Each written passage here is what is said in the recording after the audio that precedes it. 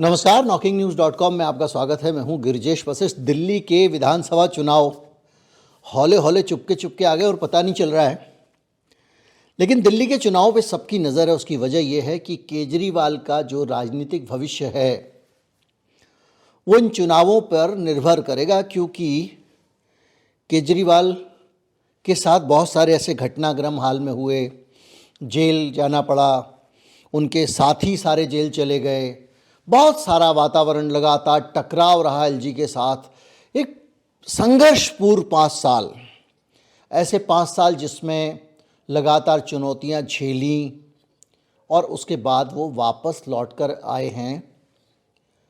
केजरीवाल ईमानदार है के स्लोगन के साथ में उन्होंने दिल्ली में अपना कैंपेन शुरू किया, लेकिन इसके साथ में कांग्रेस पार्टी भी अब थोड़ा अलग तरह से तैयारी कर रही है। कांग्रेस पार्टी जो तैयारी कर रही है, उसने अपनी बहुत सारी सीटों के लिए उम्मीदवार घोषित कर दिए हैं। और सबसे बड़ी बात यह है कि जहां से केजरीवाल खुद लड़ते हैं, नई दिल्ली विधानसभा क्षेत्र, वहां पर शीला दीक्षित के बेटे संदीप दीक्षित को उनके सामने उतार दिया गया है। इसके अलावा भी बहुत सारी सीटों पर पुराने लोग, जैसे बल्ली वाराणसी से हारून यूसुफ, अनिल कुमार, बहुत सारे लोग ऐसे हैं जो अलग अलग, अनिल चौधरी, अलग अलग सीटों पर लड़ रहे हैं कांग्रेस से। लेकिन एक बड़ा सवाल इसके बाद आता है कि क्या कांग्रेस पार्टी इस बार कुछ बदलाव दिल्ली में ला पाएगी या नहीं ला पाएगी। आज इसी पे बात करेंगे। कहीं मत जाइए, चैनल को सब्सक्राइब कर लीजिए। मैं अभी हाजिर होता हूं।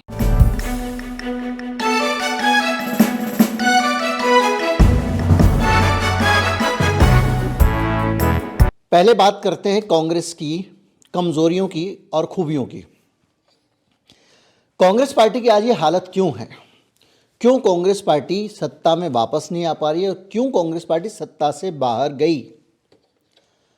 सबसे पहली बात है शीला दीक्षित की। शीला दीक्षित दिल्ली में एक बड़े आइकन के तौर पे आई थी और उन्होंने दिल्ली में बेहतरीन काम किए, बहुत सारे पुल बनाए और बहुत सारे ऐसे प्रोजेक्ट बनाए जो सड़क पे आंखों से लोगों को दिखते थे। जो दिल्ली डीजल के धुओं से परेशान थी, उस दिल्ली को रिफाइन करके सीएनजी पर लाया गया। बहुत सारे रिफॉर्म किए जिसके कारण शीला दीक्षित की तूती बोलती थी। तो शीला दीक्षित हारी क्यों? हारने के पीछे एक सबसे बड़ा कारण था कांग्रेस पार्टी का अपना कैरेक्टर। कांग्रेस के बहुत सारे नेता, चाहे वो उस जमाने में एक दीपचंद बंधु होते थे जो अब स्वर्गीय हो गए हैं, चाहे वो मुकेश शर्मा हो, चाहे वो खुद अजय माकन हो, चाहे महाबल मिश्रा हो, समय समय पर ये लोग अलग अलग तरीके से गुट बनाकर शीला दीक्षित पे हमले बोला करते थे और मीडिया में व्यक्तिगत तौर पे शीला दीक्षित के खिलाफ खबरें प्लांट कराया करते थे। कॉमनवेल्थ गेम्स घोटाले में, जो तथाकथित घोटाला था, अभी तक तो घोटाला साबित नहीं हुआ, शीला दीक्षित की जब बदनामी हुई तो कांग्रेस पार्टी की तरफ से कोई खड़ा हुआ नहीं था। कांग्रेस से कोई एक आदमी सामने आता है, 25 लोग उसकी टांग खींचने लगते हैं। अभी हाल के लोकसभा चुनाव के टिकट बंटवारे में भी हमने ये देखा और कांग्रेस का जो अध्यक्ष था प्रदेश का, लवली, वो बीजेपी में चला गया वापस। कांग्रेस से पहले बीजेपी में गया था, वापस आया था, फिर चला गया। तो कांग्रेस पार्टी जो है, इसमें सब लोग बहुत ओवर कॉन्फिडेंट टाइप के नेता हैं और हंडिया के मेंढक की तरह जो एक दूसरे की टांग खींचते रहते हैं। इस टांग खींचने से हुआ यह है कि कांग्रेस पार्टी में अब कोई एक आइकन नहीं रह गया है। जैसे शीला दीक्षित ही एक आइकन था, जगदीश टाइटलर उस पूरी पॉलिटिक्स में शामिल रहते थे, सज्जन कुमार रहते थे। तो ये जो एक शीला दीक्षित थी, जैसे आइकन था, शीला दीक्षित के नाम पे आप चुनाव लड़ते थे और उसके बाद में जो भी था, लेकिन वो एक आइकन थी। उनके साथ साथ बीजेपी के पास में आइकन तो नहीं था, लेकिन बीजेपी बार बार मदन लाल खुराना और साहिब सिंह के बाद कोई आइकन नहीं रहा। तो जो आइकन नहीं थे तो उन्होंने आइकन खड़े करने की कोशिश की। कुछ सुषमा स्वराज को ले आए, किरण बेदी को ले आए, खड़ा कर दिया। बीजेपी के पास हर्षवर्धन जैसे लोग आइकन हो सकते हैं, लेकिन उनको मोदी जी ने बर्फ में लगा दिया है। तो सीन क्या बन रहा है? सीन ये बन रहा है कि कांग्रेस पार्टी किसके चेहरे पर चुनाव लड़ेगी। पहली चीज, कांग्रेस के पार्टी के पास संसाधन नहीं। दूसरी चीज और सबसे बुरी चीज, कांग्रेस पार्टी के पास जो गली गली में कार्यकर्ताओं का कमिटेड ग्रुप होता है, एक कार्यकर्ताओं की ताकत होती है, एक संगठन होता है किसी पार्टी का, वो नदारत है। और अरविंद केजरीवाल के पास उत्साह से भरा हुआ एक कार्यकर्ता है। तो उस सिचुएशन में कांग्रेस पार्टी को अब जो तैयारी करनी है वो ये करनी है कि केजरीवाल से मुकाबला कर सकें। केजरीवाल के बारे में ये बात उनके दुश्मन भी स्वीकार करते हैं कि उस बंदे के अंदर वो ताकत है कि मोदी जी को भी पॉलिटिकल नैरेटिव में वो मुकाबला दे सकता है, इनमें से कोई नहीं दे पाता। वो राम जी की बात करते हैं, हनुमान जी की करता है। और ऊपर से कितना महंगा पड़ेगा अगर केजरीवाल से दूर जाती है दिल्ली, तो उसके लिए ये भी एक छोटा हिसाब किताब नहीं है। जैसे ही केजरीवाल की नीतियां लोगों के जीवन से निकाल दी जाएं, तो उनका जीवन का खर्चा बढ़ जाएगा, महीने की सैलरी जो है वो कम पड़ने लगेगी। इतने सारी जन कल्याणकारी योजनाएं दिल्ली में श्री केजरीवाल चला चुका है, और वो फैक्टर है जिस फैक्टर को चुरा के कॉपी करके, चाहे वो मध्य प्रदेश में साहिब सिंह ने लगाया हो या कहीं पे कर्नाटक में लगाया हो, सारी पॉलिटिकल पार्टीज अब पूरे देश में उसको लागू कर रही हैं, चाहे वो छत्तीसगढ़ हो, महाराष्ट्र हो, और उसके ज़रिए उनको वोट मिल रहे हैं। तो केजरीवाल उसका चैंपियन है। अभी मैं आपको योजना बताता हूँ केजरीवाल की। एक तो फ्री बिजली, 200 यूनिट तक फ्री बिजली, और 200 यूनिट फ्री बिजली होने के बाद पैसे भी अगले बंदे ने बचाएं। क्यों? क्योंकि आपको पीक पावर डिमांड जब होती है बहुत महंगी बिजली खरीदनी पड़ती है। तो अगर लोगों को कहोगे 200 के अंदर यूज़ करोगे तो फ्री मिलेगी, तो आप उस महंगी बिजली 32 रुपये 64 रुपये यूनिट बिजली खरीदने से सरकार बच जाती है, और वो पैसा ये बिजली पे सब्सिडी देने से काफ़ी कम पड़ता है। तो उसकी अलग एक कैलकुलेशन है। तो 200 यूनिट आपको बिजली मिल रही है, तो आप कहोगे भैया मेरा तो खर्चा निकाल लूँगा 200 यूनिट से। अच्छा, घर में एक किराएदार है, उसका अलग मीटर लगा सकते हो आप, यानी 400 यूनिट हो गए। और 400 यूनिट के साथ भी अब इन्होंने ये कर दिया कि 200 से 400 यूनिट के बीच में भी अब जो बिजली है वो सब्सिडी पे मिलेगी। पहले होता था कि 200 यूनिट ख़त्म और 201 यूनिट का अगर बिल आएगा तो सारा का सारा बिल जो है वो पूरे रेट पे आएगा, सब्सिडी का फिर कोई फ़ायदा नहीं मिलेगा। 200 से कम खर्च करोगे तभी मिलेगा, लेकिन अब 200 से 400 भी सब्सिडी लगा दी है। तो ये बहुत ज़्यादा ऐसी चीज़ है जिसके मतलब ये है कि अगर आप यहीं उत्तर प्रदेश में रहते हैं, दिल्ली की सीमा से बाहर, या हरियाणा में रहते हैं, तो हर महीने आपका जो बिजली का खर्च है वो खर्चा ही आपका कुल मिला के 800 से 1200 रुपये महीने का कम से कम बढ़ जाएगा। इसके साथ साथ पानी, 20,000 लीटर पानी आपको फ्री मिलता है। 20,000 लीटर पानी का मतलब यह है कि कम से कम महीने का 500-600 रुपया, जिस दिन केजरीवाल हट गया मान लीजिए, उस दिन ये आपको 500-600 रुपया जो है वो एक्स्ट्रा देना पड़ेगा। इसके साथ साथ मुफ्त यात्रा बसों में।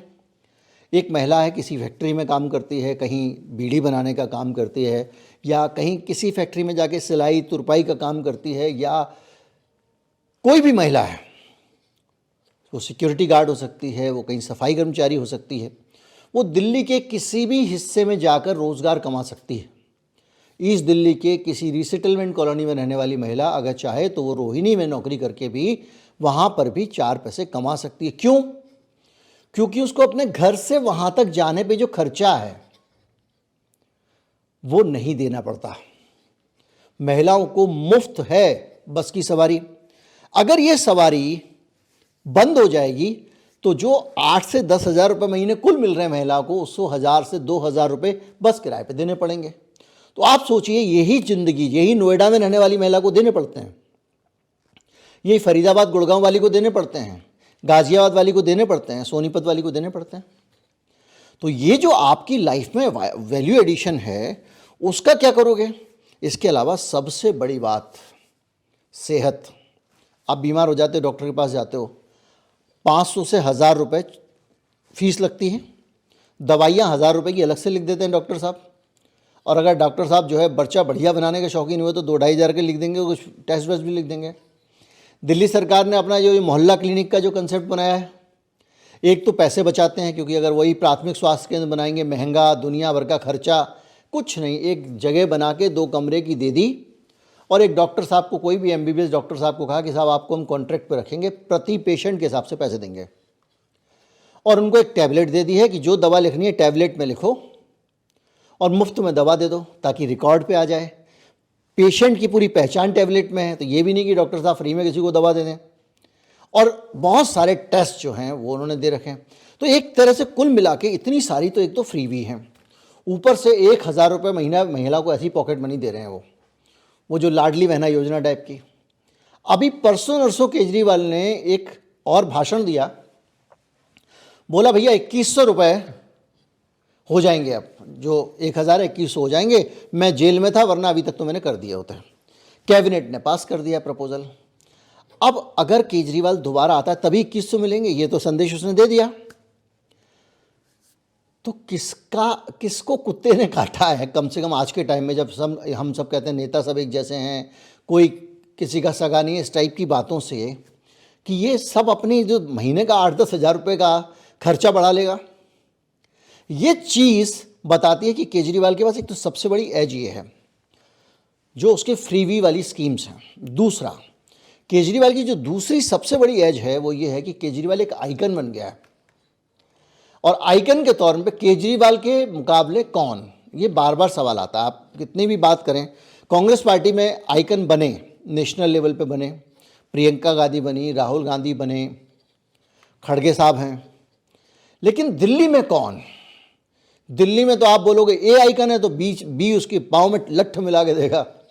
तो कांग्रेस की ये दिक्कत होने वाली है, और सेम दिक्कत बीजेपी की है। बीजेपी पिछले कई चुनावों से बाहर से आयातित आइकन ला के रखती है और वो फेल हो जाते हैं। तो इसलिए ये जो सिचुएशन है अभी उसमें केजरीवाल की ये चुनौतियां बहुत बड़ी चुनौतियां हैं, जो बावजूद इसके कि वो आदमी बार बार सत्ता में रह चुका है, कई तरह के उसके साथ में ऊंची नीच अच्छी बुरी चीज़ें हो चुकी हैं, कई तरह के आरोप लग चुके हैं, उसके बावजूद अभी इस वक्त टक्कर में कोई दिखाई नहीं दे रहा है। और ये जो सिचुएशन है, ये जो अरविंद केजरीवाल की जो एज है, इसको कवर करना मुश्किल है, क्योंकि वो दे रहा है और आप देने का वादा करोगे एक। केजरीवाल के मुकाबले मोदी जी भी आएंगे, कुछ प्रचार करेंगे, समझ में आता है, लेकिन मोदी जी किस तरह से करेंगे समझ नहीं आता, क्योंकि एक चीज़ तो सोचने वाली है कि एकदम चुनाव से पहले ये लोग बाहर आए हैं। कानून व्यवस्था का मसला भी बड़ी सफाई से, जो मसले केजरीवाल के खिलाफ उठ सकते हैं उनको वो हैंडल कर रहा है। जैसे रोहिंग्या मुसलमानों का मसला है, ये होता है कि रोहिंग्या है और ये और वो हिंदुत्व का जो कार्ड खेलते हैं उसका उसने काट निकाल दी। बोले ये रोहिंग्या दिल्ली में आए कहाँ से? बॉर्डर से आए ना। तो इतनी दूर से अगर यहाँ पे आ गए हैं और दिल्ली में बस गए हैं तो कैसे बस गए? आपके बाकी स्टेट्स क्या कर रहे थे? आपकी केंद्र सरकार क्या कर रही थी? इसका मतलब आपकी कमज़ोर केंद्र सरकार। देखिए, आप दिमाग लगा के अंदर लेके आता है लॉजिक। तो रोहिंग्या वाले मामले पे उसने लपेट दिया।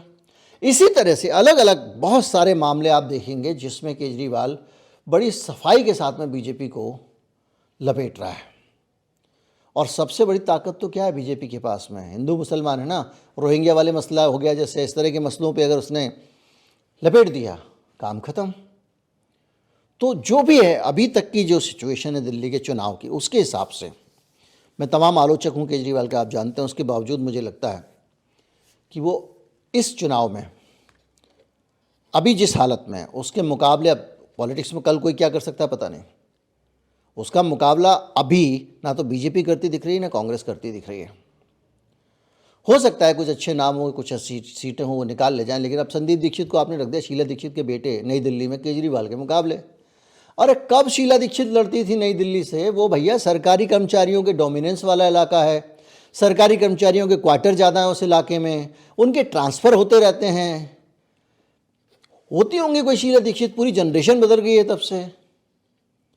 अब ऐसे में संदीप दीक्षित कोई बहुत अच्छे, जिसको कहें बहुत कुशल वक्ता भी नहीं है, ऐसी चीज़ें भी नहीं है जिनके कारण वो केजरीवाल को वहाँ, और केजरीवाल तो दिल्ली की मुख्यमंत्री के खिलाफ सीधे जाके चुनाव लड़ा था वहाँ पे, एक आम रंगरूट टाइप का आदमी, सड़कों पर नारे लगाने वाला, और तब हराया था। तो बहुत चीज़ें जो है ना इसमें मुझे बहुत इस तरह का लग रहा है कि कोई बहुत बैलेंस करने की गुंजाइश भी नहीं है कि मैं बाकी लोगों के पक्ष में ये चीज़ जा रही है बोल दूँ। जो भी है, दिल्ली का चुनाव चूँकि बहुत नज़दीक है हमारे और देश पे असर डालता है, तो इस पर हम बीच बीच में आपको विश्लेषण देते रहेंगे। नमस्कार, जय हिंद।